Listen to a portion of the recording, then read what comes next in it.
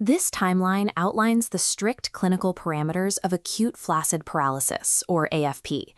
It is defined as a sudden onset of weakness in a previously normal limb over a period of fewer than 15 days, specifically in a patient under 15 years of age. AFP is not a singular disease. As we map this syndrome onto the nervous system, the pathology is strictly isolated to lower motor neuron lesions, bypassing upper motor neuron signs entirely. In pediatric patients, this specific presentation is dominated by three main etiologies: poliomyelitis, Guillain-Barré syndrome, and transverse myelitis. While these three conditions end in a similar clinical presentation of paralysis, their underlying pathophysiology diverges. Each leaves a highly specific clinical and spinal fluid signature. To differentiate them, we have to evaluate a diagnostic matrix based purely on anatomical localization. Definitively triaging AFP and triggering life-saving treatment requires the clinician to map the patient's exact physical signs back to the microscopic site of the lower motor neuron injury. Looking at this cross-section of the spinal cord, we locate our first potential site of injury, the anterior horn cells. This, along with the cranial nerve nuclei in the medulla, is the target. This is where the poliovirus attacks. Belonging to the enterovirus genus, it spreads via the fecal-oral route and traverses peripheral pathways directly into the central nervous system. Notice the rapid viral replication and cell lysis happening here in the motor neuron cell bodies. Because adjacent spinal segments overlap in their muscle innervation, clinical signs of weakness develop only after more than 50% of the motor neurons are destroyed.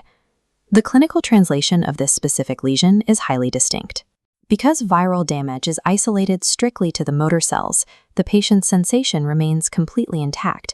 This produces a classic paralytic profile, an asymmetric, flaccid paresis that heavily involves the proximal muscles. Involvement of a single leg is the most common presentation. Analyzing the cerebrospinal fluid confirms the diagnosis. Spinal paralytic poliomyelitis leaves a distinct pleocytosis of 20 to 300 cells per microliter, peaking in the first week of paralysis. Before modern eradication, the consequences were devastating. As seen in this historical ward, severe bulbar poliomyelitis carries a mortality rate of up to 60%. Wild-type strains actively replicate in the central nervous system. The live attenuated oral vaccines administered here do not. That single biological difference accounts for their safety and their efficacy in near global eradication. An asymmetric, motor-only flaccid paralysis coupled with CSF pleocytosis points to one unequivocal conclusion: the lesion is in the anterior horn. We now move the site of localization distally, away from the cord itself, and out to the peripheral nerve roots exiting the spinal column. This is the primary site of Guillain-Barré syndrome. GBS is an autoimmune polyneuropathy that typically strikes about 10 days after a gastrointestinal or respiratory illness, such as a Campylobacter jejuni infection. In the most common subtype, acute inflammatory demyelinating polyradiculoneuropathy, the immune system mistakenly targets the peripheral nerves. Immune cells actively strip away the myelin sheath from a healthy axon, halting the electrical impulse. An alternate subtype, known as acute motor axonal neuropathy, bypasses the myelin entirely and inflicts direct damage onto the axons themselves. Because these peripheral roots carry both motor and sensory fibers, the clinical translation changes. Patients often present first with numbness, paresthesia, and radicular back pain, followed closely by weakness. The progression of this weakness is the inverse of polio. GBS typically presents as an essentially symmetric, ascending paralysis. It begins in the lower extremities and progressively marches up to involve the trunk and bulbar muscles over several days or weeks. The hallmark physical sign during this progression is areflexia, a complete loss of tendon reflexes that usually occurs early in the disease course. The cerebrospinal fluid signature is equally distinct: cytoalbuminological dissociation. The fluid shows elevated protein levels without any accompanying cellular pleocytosis. Symmetric, ascending weakness combined with early areflexia and cytoalbuminological dissociation securely localizes the pathology directly to the peripheral nerve roots. For our third condition, we shift our anatomical focus one final time. We are now looking at a complete horizontal cross-section of the spinal cord at a specific vertebral level, encompassing all neural tracts. This is the domain of transverse myelitis. TM is characterized by immune-mediated or infectious inflammation that rapidly develops across a partial or complete level of the cord.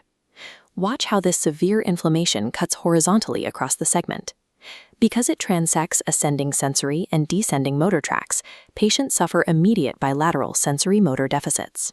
In adults and older children, this creates a unique diagnostic hallmark, a sharp, distinct sensory level corresponding precisely to the dermatome of the affected cord segment. Severing those descending tracts also disrupts the autonomic nervous system. This manifests early in the disease course as prominent urinary retention and subsequent bowel dysfunction. TM also exhibits a temporal shift. The paralysis begins as flaccidity, essentially spinal shock, but over a few weeks it evolves into spasticity, evidenced by hyperreflexia and clonus. Rapid bilateral motor and sensory loss, complete with a distinct sensory level and autonomic disruption, isolates the lesion to a transverse spinal segment. Among these three etiologies, Guillain-Barré syndrome poses the most acute, immediate threat to life in a non-polio patient.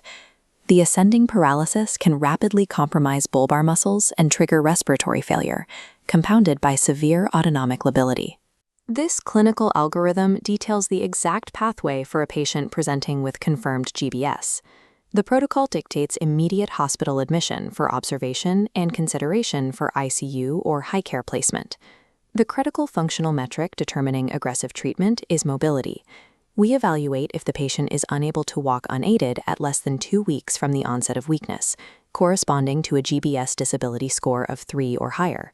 For severe or rapidly progressive weakness, the primary interventions are immunomodulatory.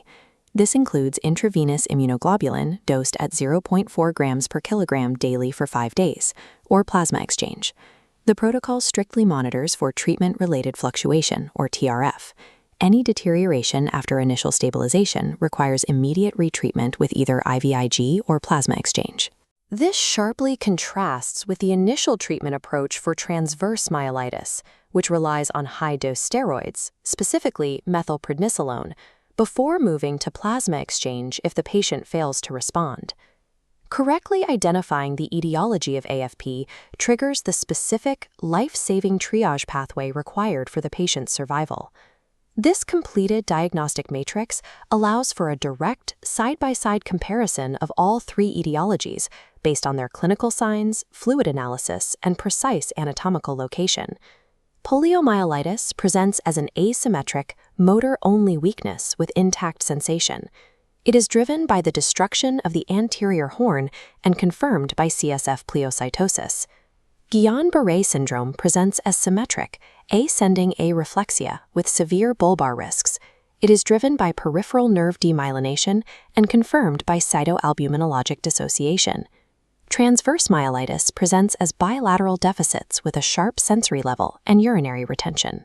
It is driven by cross-segment inflammation and eventually evolves into spasticity. Even with survival, the physical toll of these lower motor neuron lesions is immense. Atrophy of the affected limb, failure of growth, and permanent deformity are common sequelae, shaping the long-term physical development of a growing child. While global vaccination effectively protects the anterior horn from wild-type polio, vigilant clinical staging and rapid immunomodulation remain our primary defenses against GBS and TM. Diagnostic precision in the lower motor neuron pathway dictates the speed and success of clinical response.